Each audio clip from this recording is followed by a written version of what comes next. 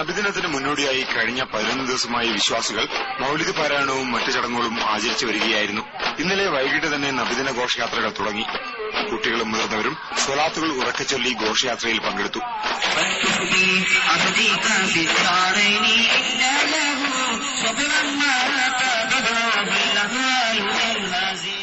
മദ്രസകളിലും പള്ളികളിലും അന്നദാനം, കലാപരിപാടികൾ എന്നിവയും നടക്കുന്നുണ്ട്.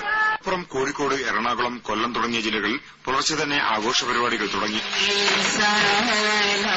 Asian news, Kozhikode. ഇവിടെ കാണിക്കുന്നത് ഇവിടെ വളരെ സമാധാനപരമായി കുറെ മുസ്ലിയാക്കന്മാർ വെള്ള ശബ്ദം വെള്ളം കൊണ്ടിട്ട് ഇങ്ങനെ നടക്കുക. അത് മാത്രമാണ് ഘോഷയാത്ര.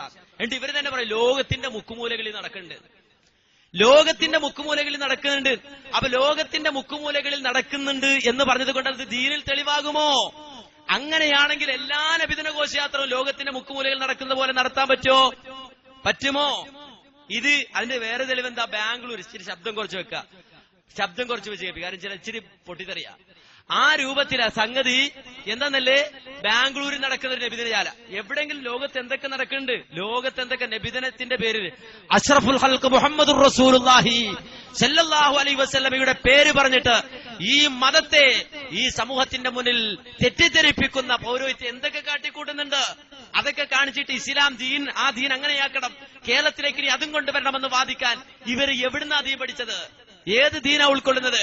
കണ്ടോളൂ ഒരു നബിദിന ഘോഷയാത്ര പോലെ, ബാംഗ്ലൂരിലെ നബിദിന ഘോഷയാത്രയുടെ പോലെ.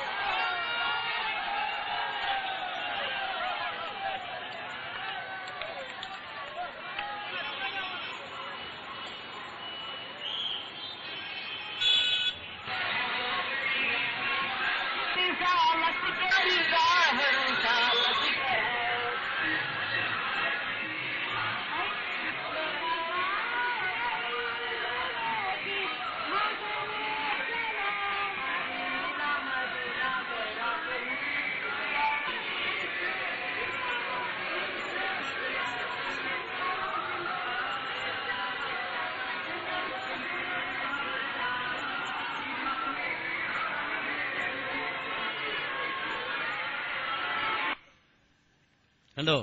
അപ്പൊ ഇനി നാളെ കാണിച്ചിട്ട് കണ്ടോ ഇത് ബാംഗ്ലൂരിൽ നടക്കണം, നമുക്കിവിടെ അങ്ങനെ തുടങ്ങാം.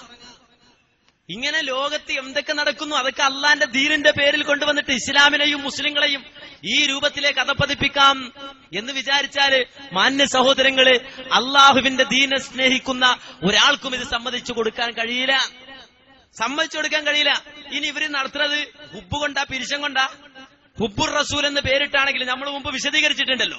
ഹുബ്ബുർ റസൂൽ എന്ന പേരിൽ തന്നെ സീഡികളുണ്ടല്ലോ, ഓരോന്നും നമ്മൾ വിശദീകരിച്ചുവല്ലോ ഇവിടെ അല്ലേ മുമ്പ്. എങ്കിൽ ഈ രൂപത്തിൽ ഹുബ്ബുർ റസൂലും മദ്ഹുർ റസൂലും ഒക്കെ ഇവര് നടത്തുന്നത് ഹുബ്ബ് കൊണ്ടാ?